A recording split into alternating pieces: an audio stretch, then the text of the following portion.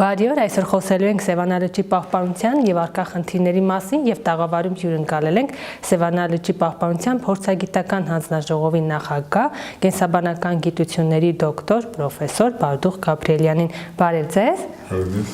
Պարոն Գաբրիելյան, ձեր հանձնաժողովը անկախ մարմին է եւ Սևանա լճը պարբերաբար ուսումնասիրում է եւ տալիս է եզրակացություն։ Այս բանին ինչպիսի էկոլոգիական վիճակ է Սևանա լճում։ Նախ ասեմ, որ մենք ճիշտ է փորձագիտական հանձնաժողով ենք, մենք փորձագիտության ենք ենթարկում բոլոր այն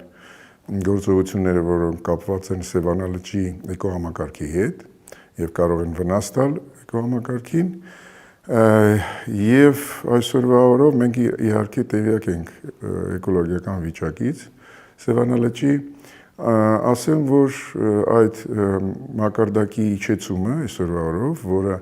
մոտավորապես անցյալ տարվա նույն օրվա հետ կազմում է մոտավորապես 10-11 սանտիմետր տարբերություն, դա բավականին բացասական երևույթ է եւ կարող է իր այդ բացասական ազդեցությունը ունենա հետագայում, ձմեռվա շրջանում այնքան դա չի երևա, ավելի շուտ դա կերևա ամառան շրջանում, ծաղկման ձևով կամ այլ ձևերով կերևա դա, այդ պատճառով իհարկե Սևանի մաքրման աշխատանքները, որոնք ընթանում են այս վերջի տարիները, պետք է ավելի ինտենսիվ տեղի ունենան, որ մենք ավելի քիչ օրգանական նյութ ունենանք Սևանա լճում։ Դուք կարևորում եք մաքրման կայանների առկայությունը Սևանի ավազանում, կան դրան։ Ոչ միայն Սևանա ավազանի այդ մաքրման կայանները, այլ նաև հսկողությունը եւ այդ ափամերձ գոտու մաքրման աշխատանքները պետք է պատշաճ ձևով կատարվեն, այդ ամբողջը պետք է եթե կատարվի կոմպլեքսային այդ միջոցառումները, ապա մենք իհարկե կունենանք ինչ-որ արդյունք, որը կբերի գոնե ինչ-որ նվազեցման։ Մաքրման աշխատանքները պատշաճ չեն կատարվում, թե այստեղ քաղաքացիները եւս իրենց մեղքի բաժին ունեն անդադ խնդիրներ են առաջանում։ Իհարկե քաղաքացիներից էլ է դա կախված, որովհետեւ մարդիկ ինքնագիտակցությունը պետք է բարձր լինի, որ իրանք ամեն ինչ իհարկե իրանք մանավանդ այդ տեղի բնակչությունը միշտ ասում է սա մեր տունն է, սա մեր տունը, բայց երբ որ իրանց տնից բուն իրանց տնից դուրս են գալի, արդեն մոռանում են, որ դա իրանց տունն է եւ ամեն ինչ այդ աղբը, չգիտեմ, մեքենա են լվանում գետերի մեջ, իսկ պարզ է, որ այդ գետերով ամբողջ այդ աղտոտված ջրերը ներհոսում են Սևանա լճ։ Պաշտոնական տվյալներով հոկտեմբերի 1-ից 15-ը Սևանից ջրառ չի իրականացվել,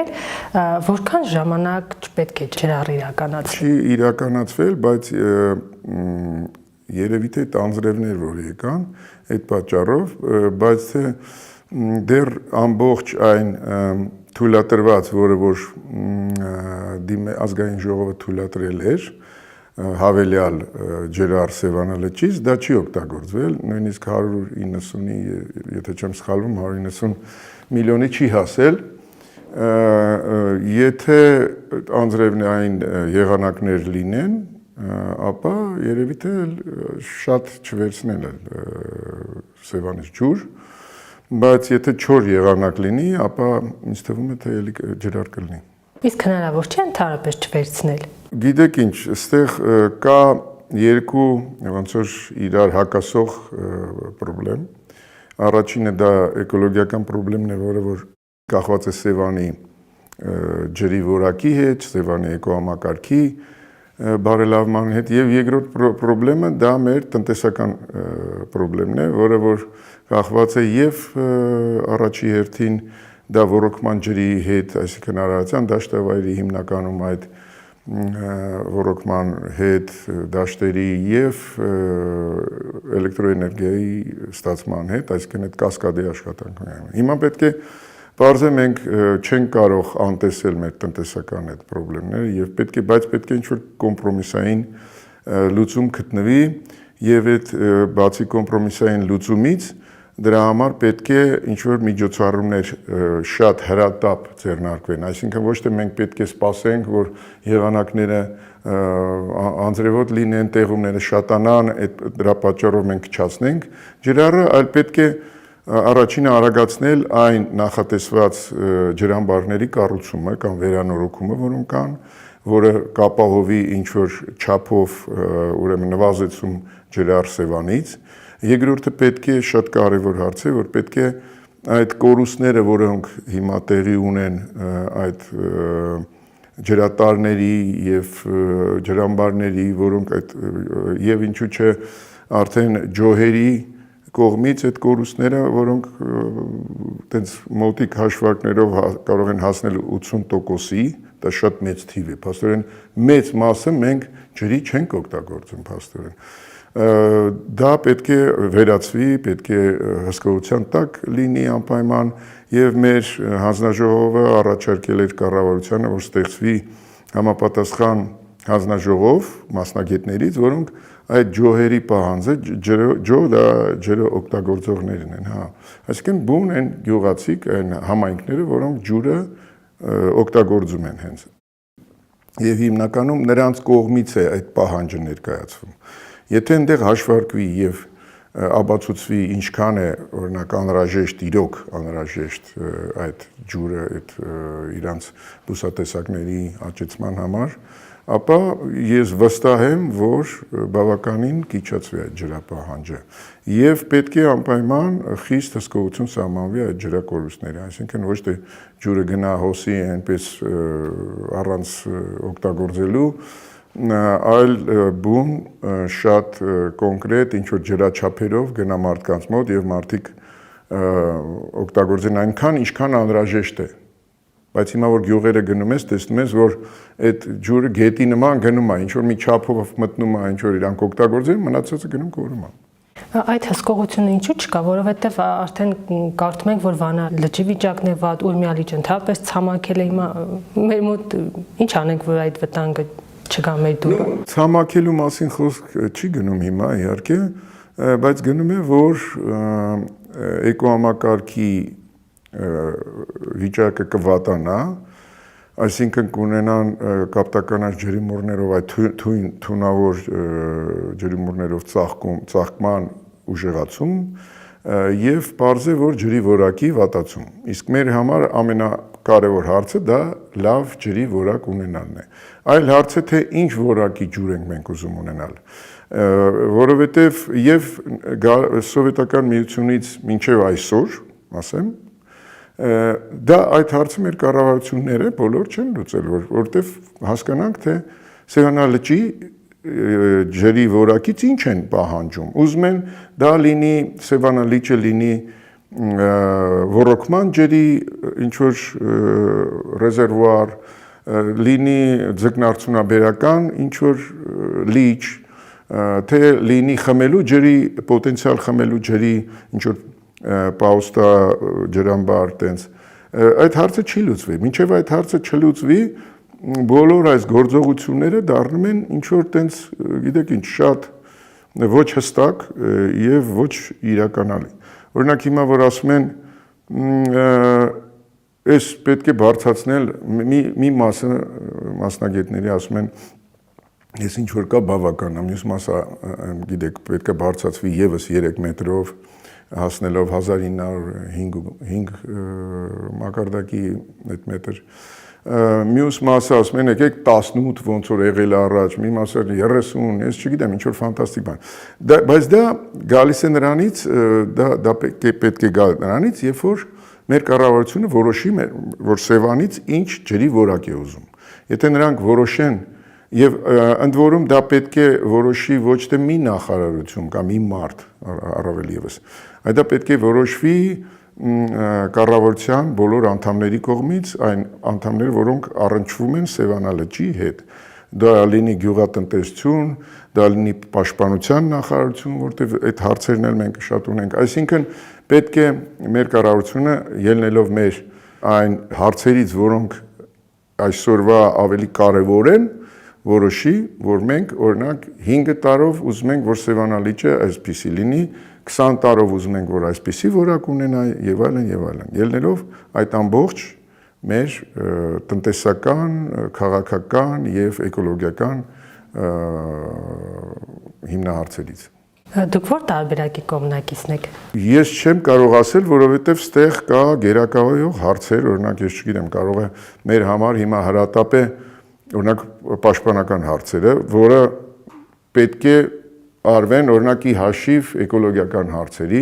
այն ժամանակ բարձր դա պետք է արվի։ Կամ հիմա ավելի կարևոր է ոնց որ անցյալում եղել է, որ տնտեսական հարց, օրինակ բարձրացնել տնտեսությունը, էլի հաշիվ Սևանի ջրերի, այն ժամանակ գիտեք, որ սկսին իջացնել, դա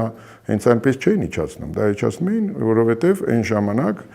պատերազմից հետո խնդիրներ կար տնտեսական, պետք է բարձրացնել տնտեսությունը եւ այլն,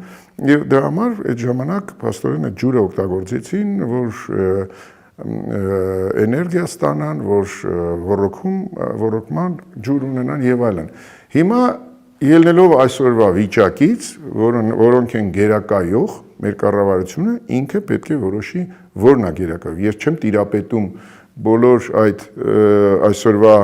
խնդիրներին, որ ես կարողանամ ասեմ, որն է ճիշտ։ Ճիշտը այն է, որը որոշի մեր կառավարությունը ելնելով իր ամբողջ այդ գերակայող հարցերից եւ այսօրվա դրությունից մեր Հայաստանի։ Շատ են խոսում, որ մութ ու ցուրտ տարիներին հենց ձկնային պաշարները կարևոր դեր են կատարել, հա, մեզ համար, ինչպես նաեւ հարևան երկրների։ Ինչպես է իրականացվում այդ օգնությունը։ Նու օգնություն չէր, ուղղակի գիտեք այն ժամանակ ոչ միայն Հայաստանը եւ մեր այդ հարևան երկրները նույնպես գտնվում էին ինչ որ ճգնաժամային դրության մեջ եւ այն ժամանակ գիտեք այդ ինչ որ ամերիկական այդ օգնության սոյա բան, որը ոչ մեռած ուտելիքներ էին, էլի մակարոն, բան, այդպես բաներ էին փաստորեն ժողովուրդը չուներ սնունդ, որակով սնունդ, որ կարողանար ինչ որ տենց օգտագործել, նու իհարկե Հայաստանը ավելի վատ վիճակում էր գտնվում, քան մեր հարևան երկրները, իհարկե, որտեղ նաև նա շրջակ փակման մեջ էր գտնվում, սակայն մեր Սևանալի չէ ժամանակ իդեմս այդ սիգի, որը հանդիսանում է շատ բարձր որակի սնունդ, փաստորեն փրկեց հիմնականում Հայաստանին, բայց ինչու՞ չէ նաև կողքի երկրների ժողովրդին, որոնք գալիս էին, գնում էին եւ այդ վաճառքն էր ինչ որ գումար բերում, բացի դրանից որ բաներ։ Ու մեր բախտից այն էր, որ մեր հաշվարկներով այդ պաշարների այդ ժամանակահատվածում Սևանի պաշարները մաքսիմալ էին հասել, շատ էին, ամենա 28,000 տոննայի էին հասնում, որը աննախադեպ էր մեր Սևանի համար, դա մեր բախտից էր, բայց եթե այսօր, եթե Աստված չտա այսօր տեղի ունենա, մեր պաշարները այնքան քիչ են, որ երևի Սևանի ավազանի ժողովրդին հազիվ էր եկել, չեմ ասում, որ Հայաստանին կամ այլ երկրներին։ Այն ժամանակ երևի շատ չեն գողացել, հիմա ավելի շատ է։ Գողանալու հարցը չի, այստեղ մի քիչ եւ էկոլոգիական փոփոխությունների հարցն է, որ ջրի այդ որակը ոչ բարենպաստ էր, որ առաջի երթին այդ ծաղկումները տենց անհետք չեն անցնում։ Նրանք առաջի երթին ոչ անմիջապես կարող են ազդել օրինակ ձկան վրա, այլ ազդել իր կերի վրա,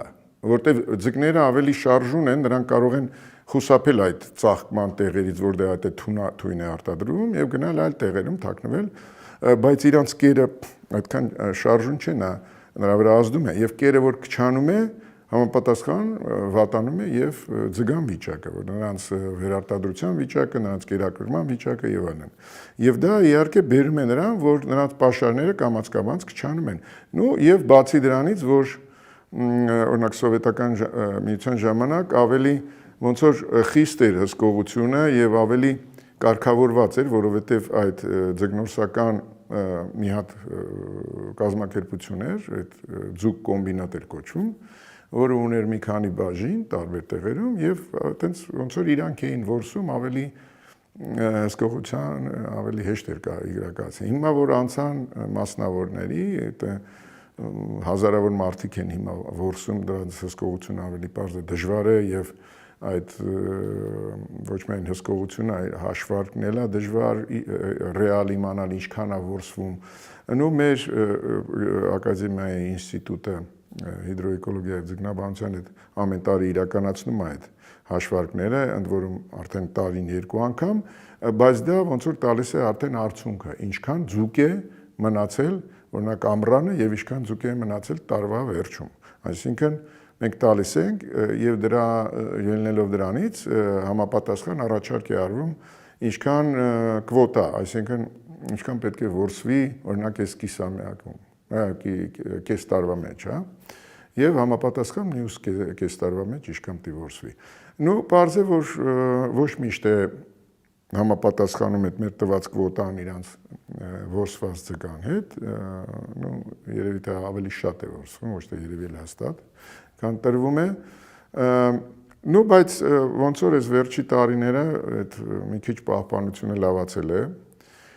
այդ հիմա ամսի 20-ից ոնց որ պետք է նոյեմբերի սկսվի այդ արգելքը որսի, դա ձվադրման շրջան է իհարկե շատ կարևոր է, բայց ոչ միայն այս ձվադրման շրջանում պետք է ուժեղացնել հսկողությունը, այլ նաև հսկողություն գարնանը, երբ որ որսվում է նաև մանրաձուկ, այսինքն այն ձկները, որոնք չեն հասունացել դեռ եւ չեն գնացել բազմացման։ Ամբողջ աշխարհում դա ընդունված բան է ոչ միայն ձկան համար, այլ եթե մի կենդանին գոնե մի անգամ չի վերարտադրվել, նրան չի կարելի որսալ։ Իսկ մեր մոտ տեսնում ենք, որ այդ գարնանը, այդ մանրաձուկը տենց ящիկներով դրած վաճառում են։ Եվ մի կարևոր հարց էլ սրա վերաբերյալ, որ նայեք, հիմա ճիշտ է, բուն բազմացումը չի սկսել, բայց արդեն այդ հասունացած ձկնկիթով ձկները արդեն ոնց որ կուտակումներ են ստեղծում, որ հետագայում գնան բազմացման։ Հիմա դա նույն ձուկն է, որը որ պետք է վաղը բազմանա, մի ամիս հետո կամ ամիս ու կես հետո բազմանա, թողի այդ ձկնկիթը, այսինքն մենք էլի որսում ենք այդ բազմացող վտարը։ Հիմա տեսնում եք, սա շուկաներում ձկնկիթը այդպես ամաններով վաճառում են, մի ժամանակ ինչ որ այդպես հսկողություն սահմանվեց, որ ձկնկիթ չի կարելի վաճառել, բայց հիմա էլի ոնց որ փակում են աչքերը, մինչև այդ ասած բուն արգելքը չսկսի։ Բայց իրականում արդեն այդ ձվադրող վտարը սկսում է որսվել։ Հիմա մեր քաղաքացիները ինչու չունեն այդ գիտակցությունը, որ չի կարելի որսալ, մի քիչ էլ կարելի է 1 ամիս գումար չաշխատել օրինակ։ Դա շատ դժվար հարց է, որովհետև եթե հարցը գալիս է ինչ-որ գումարային, այդ գիտակցությունը միան է դրվում հիմնականում։ Նո բացի դրանից մենք ինչ-որ առաջարկներ արել ենք, որ այս ձկնորսության համակարգը պետք է փոխվի։ Սենց սխալ է, որտեղ այդ մարդկանց ձկնորսներին էլ կարելի է հասկանալ, որովհետև իրանք էլ են ընտանիքներ պահում, եւ եթե օրինակ իրանք 1-2 ամիս եկամուտ չունեն, դա նշանակում է, որ իրանց երեխաները պետք է ինչ-որ տենց սոված մնան, նո կոպիտ ասած։ Բայց դրա համար պետք է երևի թե անցնվի պետությունը վերցնի իր ձեռքը տենց ստեղծվի որոշ կոոպերատիվներ կամ արտելներ, չգիտեմ, դե մենք առաջարկը մանրամասն գրել ենք, բայց իմաստը նա է, որ այդ ձկնորսները ոնց որ պետությունը, ոչ թե պետությունը, այլ որոշ կազմակերպություններ մեծ գնեն ձկնորսից եւ նույնիսկ այն ժամանակա եւ ձկնորսները կամ ստանան աշխատավարձ։ Այսինքն անկախ նրանից, հիմա օրինակ այս արգելման սեզոնը իրանք որսում են, թե չէ, նրանք աշխատավարձը ստանան իրանց։ Այդ ժամանակ իրանք պարզად չեն մտնի այդ արգելման, վտանգելով իրանց, չգիտեմ, կյանքը նույնիսկ, որտեղ շատ դեպքերում գիտեք այդ ձմեռվա ամիսներին շատ դեպքեր են պատահում, երբ որ խորտակման ձկնորսների հետ եւ այլն։ Այնպես որ պետք է այդ հարցը փոխվի, դա կօգնի, ոչ թե խստացնել հսկողություն, չգիտեմ, այդ իր հերթին խստացնելը ինչ որ բարձ է օգուտ տալիս է, բայց հիմնականում պետք է այդ համակարգը փոխվի, որ ձկնորսը ունենա ստաբիլ եկամուտ եւ իմանա, եթե նա հանգարց խախտի այդ օրենքը կամ ինչ որ բան, նա այդ իր ստաբիլ եկամուտից նա կզրկվի Կարող է ինչ որ ամիսներն ավելի աշխատում նույնիսկ քան այդ օրինակ այդ աշխատավարձի, բայց եթե միջինով վերցնես տարեկան, ապա կստացվի, որ իրեն ավելի ձեռնատու է ստանալ այդպես, այդ կախված է ինչքան պետությունը կարա տա աշխատավարձ։ Իսկ դա գալիս է արդեն այդ ձգան վաճառքից, որտեղ այսօր SIG-ը, որը հանդիսանում է շատ աշխարհում հանդիսանում է շատ թանկարժեք ձկնատեսակ, դա կոչվում է սպիտակ ձուկ, white fish։ Եվ նրա գինը մի 10 անգամ ավել է, քան ստեղ։ Եթե ստեղ կիլոն, օրինակ հիմա չգիտեմ, 1000 դրամ է, ինչքան է, ես չեմ մարվում։ Ես տեսել եմ ինքս այդ նույն մեր տեսակը Էստոնիայում դրած է 27 եվրո կիլոն։ Այսինքն այդ ձուկը բավականին թանկարժեք է, բայց մեր մոտ դա վաճառվում է ավելի էժան, քան այն ասած ոչ արժեքավոր մեր ձկները, ես չգիտեմ, կարպա, չգիտեմ, հաստատ ճակատա, որոնք արժեն օրինակ 3-5 հազար դրամ, իսկ սա արժի 1000 դրամ, ոնց կարող է, դա աբսուրդ է, որովհետև ինքնարժեքը շատ ցածր է, որովհետև ձկնորսում մենակ դա ծախսում է իր բենզինի վրա, չգիտեմ, ցանցի վրա, բերում է այն մարդիկ է բերում վաճառում են։ Դրա համար այդ պետք է ինչ որ համակարգային մոտեցում լինի, այսինքն ինչ որ կամպանիաներ առնեն, ընդ որում թանկ գնով առնեն եւ թանկ գնով համապատասխան վաճառեն։ Այն ժամանակ կլինի եւ գումար, որը կտրվի ձկնորսներին։ SIG-ը ներմուծված տեսակ է, չէ՞։ Իսկ չի եղել, որ աչքի տակ ունենաք ձկնատեսակ, որ կարելի է կրկին ներմուծել եւ հարստացնել սեւը։ Դե մենք ընդհանրապես որպես էկոլոգ ես ինքս կասեմ, որ ես ընդհանրապես դեմ եմ սևանի նման այտենց ունիկալ էկոհամակարգ ունեցող լիճ, ինչ որ ներմուծումներ անել, ինչ որ տեսակներ նոր։ Առանց դրա էլ մենք առաջ եթե մենք ունենք 3 հատ էնդեմիկ, այսինքն տեղի տեսակ, որը եղել է առաջներում, ձկնատեսակ, այսօր ունենք 9 ձկնատեսակ, որոնք արդեն բազմացող ձկնատեսակ։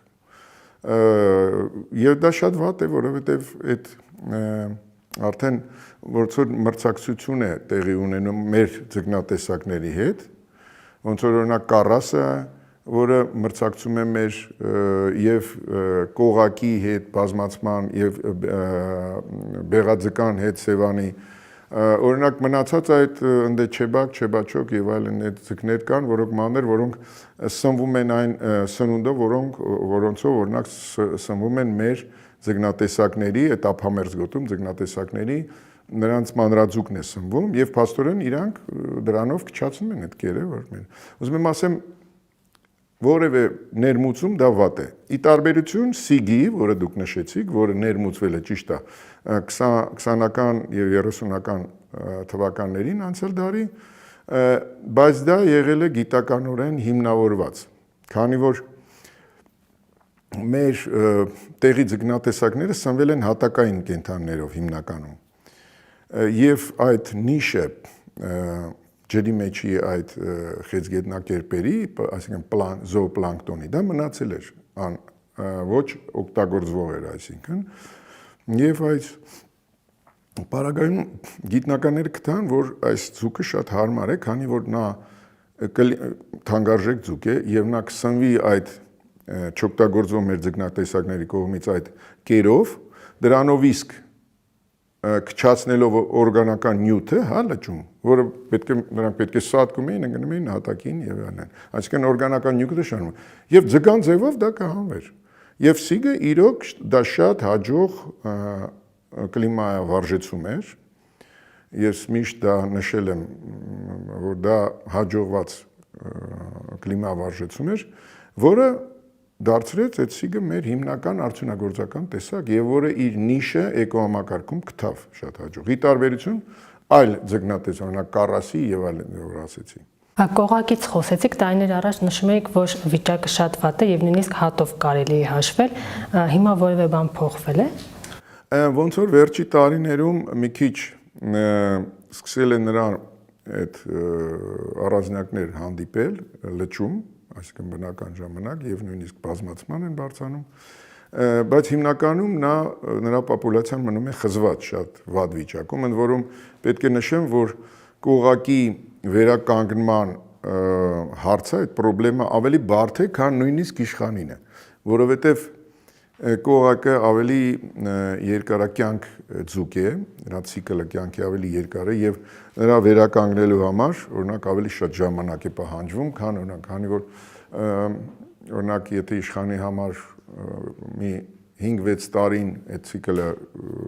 անելու համար բավական կլինի, օրինակ վերական, եթե չորսան, օրինակ թողեն բազմանա, պայմաններ լինեն, ապա կողակի համար դա 10-ից ավել է, պետք 10 տարուց ավել։ Նո հիմա ասեմ, որ այդ փորձարարական ինչ որ աճեցման աշխատանքներ տարվում են Սևանի իշխան այդ հիմնադրամում, հա, երևի տեղյակ եք գործարան կա Կարճախբյուրում, այնտեղ են տարվում, շատ հաջող գնում է ընթացքը եւ մոտ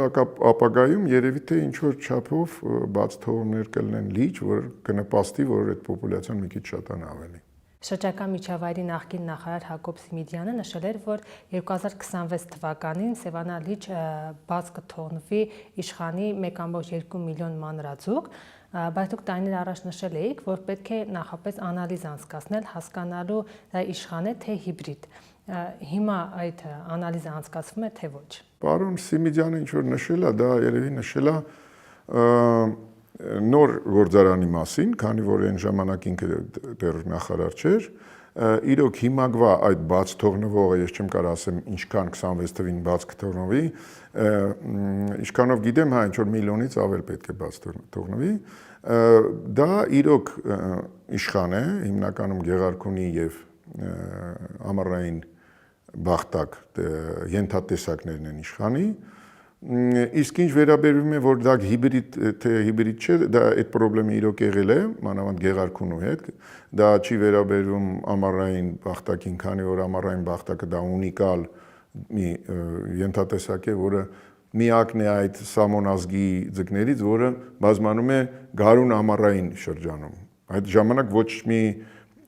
Սամոն ազգի չի բազմանում եւ պարզ է, որ չի կարա հիբրիդ ունենալ, հա, այդ ժամանակ։ Եթե արհեստականորեն իհարկե չանեն բան։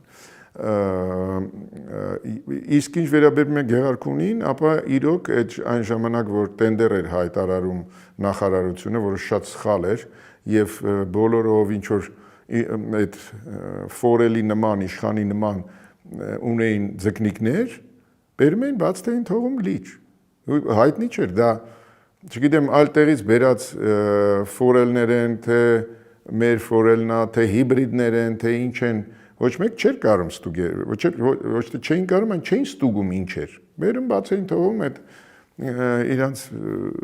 գալչկեն դնում էին, որ բաց է թողնվել էսքան ու քաշում էին գրավ։ Բայց հիմա պարզ է, որ լավ է, որ այդ գործարանը երբ որ ստեղծվեց, նա դառավ մոնոպոլիա եւ իշխան այդ ոնց որ բրենդը, իշխան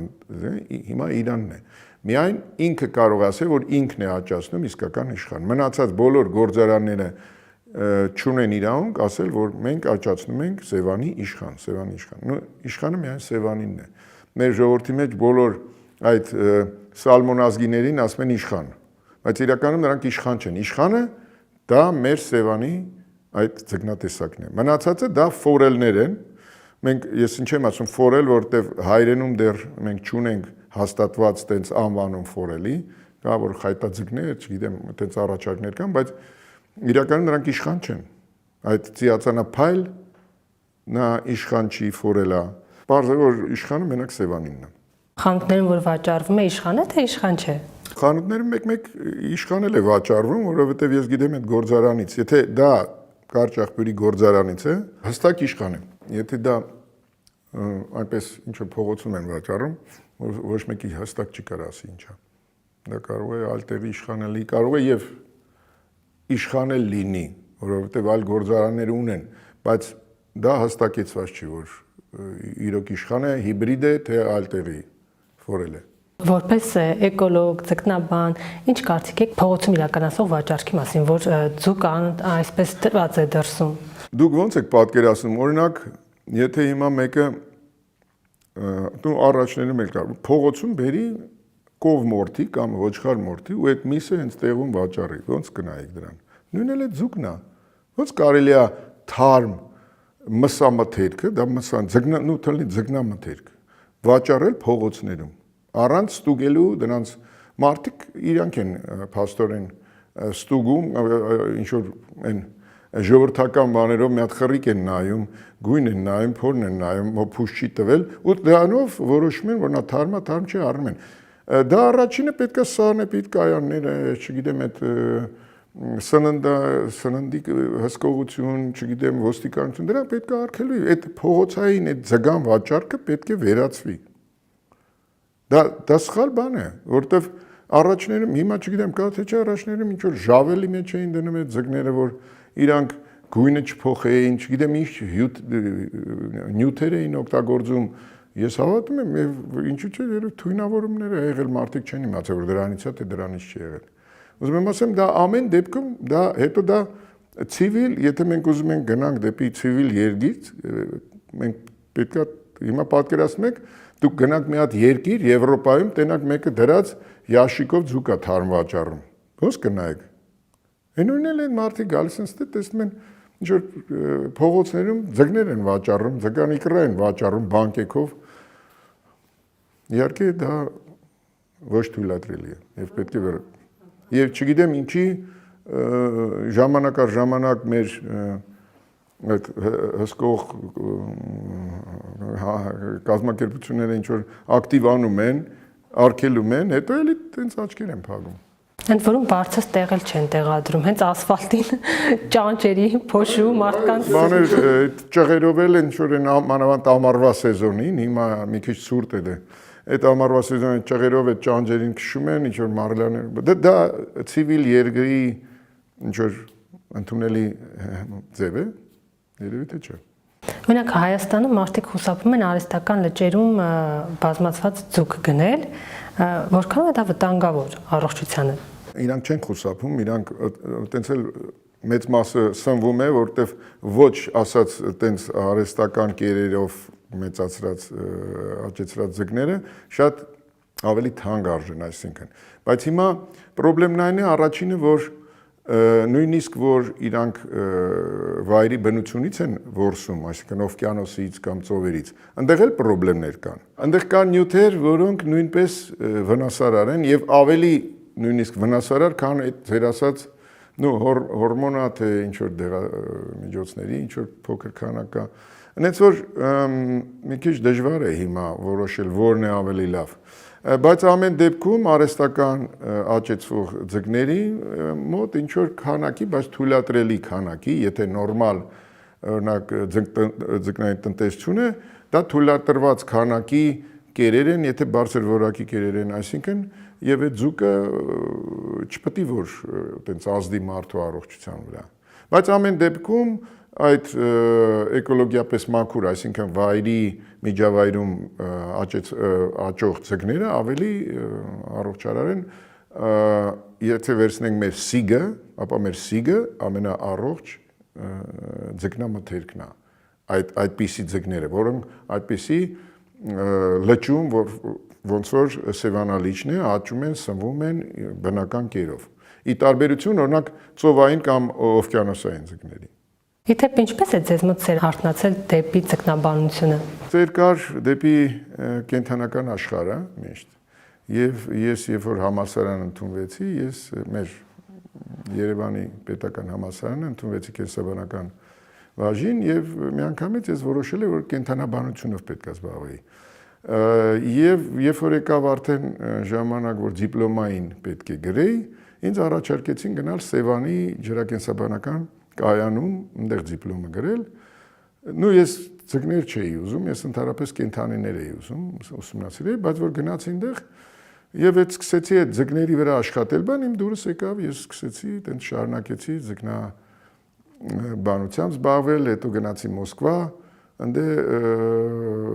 վերապատրաստման Մոսկվայի Լոմոնոսովի համալսարանում, հետո այնտեղ պաշտպանեցի, հետո գնացի արտասահման մի քանի համալսարաններ սովորեցի, տենց դառա ձկնաբան։ Ես որ երկար ճամփա եմ անցել մինչև ինձ եկնողն։ Իսկ այսպես մտածել եք, ինչ որ օվկիանոսում կամ ծովում հայտնվեք, այնտեղի ձկնատեսակները ուսումնասիրեք։ Ես ուսումնասիրել եմ, հայտնվել եմ եւ ուսումնասիրել, ես ասացի, որ ես սովորել եմ օրինակ Շոտլանդիայի Աբերդինի համալսարանում, այնտեղ մենք այդ ուսումնասիրությունները անում ենք։ Եվ Կադիզի Իսպանիայի համալսարանում եմ սովորել նույնիսկ։ Իսկ սիրելի ձկնատեսակը այդ դեպքում ո՞րն է։ Դժվար է ասել։ Սիրելի, երևի թե որպես համային ես գերադասեի տենց օծածուկ, ապխտած օծածուկ։ Դա շատ եմ սիրում, բայց շատ ձկներ կան իհարկե համով ձկներ աշխարհում, որ օրինակ ես գերադասեի դրանք ուտեի, բայց հիմնականում դա, եթե մեկի վրա կանգնեմ, դա կգերադասեի։ Նու ցավոք սրտի մեր մոտ չկա, ուզում էին դրանից աճացնեին, այդ ուգր ասած, հա։ Ինչ որ փորձեր եղան, բայց ես ոնց որ հասկացա, այտենց հաջող չէին։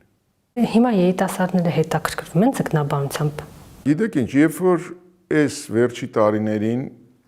բավականին շատ ֆինանսավորումը գիտության շատացավ եւ հնարավորություն եղավ, որ երիտասարդ գիտնականներին օրինակ արտասահման վերապատրաստման են ուղարկում, ծրագրերի մեջ են մտցնում, աշխատավարձները, եթե նրանք լավ են աշխատում, բավականին բարձր են, բավականին այտենց հոսք կա հիմա վերջի տարիներին, օրինակ նույն մեր այդ կենտրոնում բավականին հոսք կա, որ երիտասարդները գալիս են եւ ձկնաբանության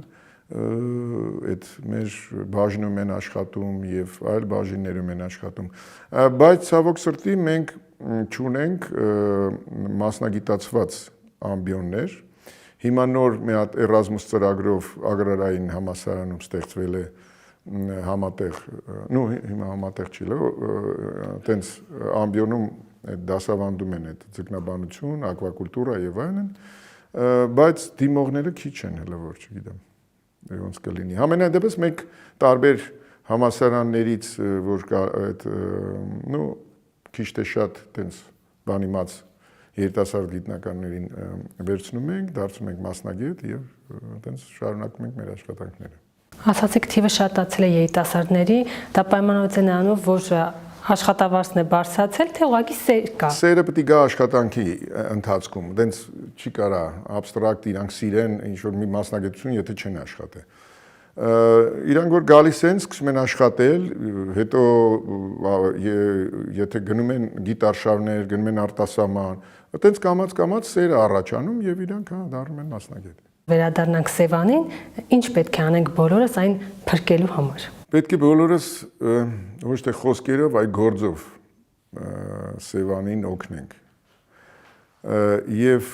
պետք է հասկանանք, որ Սևանը առանց Սևան մեր Հայաստանը գոյություն չի ունենա։ Իրոք, ոչ թե դա բարձր խոսքեր եմ ասում, այլ իրոք չի ունենա, որովհետև Սևանը, ինչպես նշեցինք, դա մեր ռազմավարական այն օբյեկտն է, որը որ եւ պատերազմի եւ խաղաղ ժամանակահատվածում նա մեզ տալիս է ամեն ինչ, եւ տալիս է եւ լույս, եւ ջուր ոռոգման, եւ բարձրակարգ սնունդ իդեմս ձկան եւ աշխատատեղեր, ամեն ինչ նա տալիս է մեզ, այնպես որ մենք պետք է սրտացավ մոտենանք մեր Սևանին։ Շնորհակալություն։ Խնդրեմ։ Մենք զրուցում էինք Սևանա լճի պահպանության փորձագիտական հանձնաժողովի նախագահ, կենսաբանական գիտությունների դոկտոր պրոֆեսոր Բարդուղ Գաբրիելյանի հետ։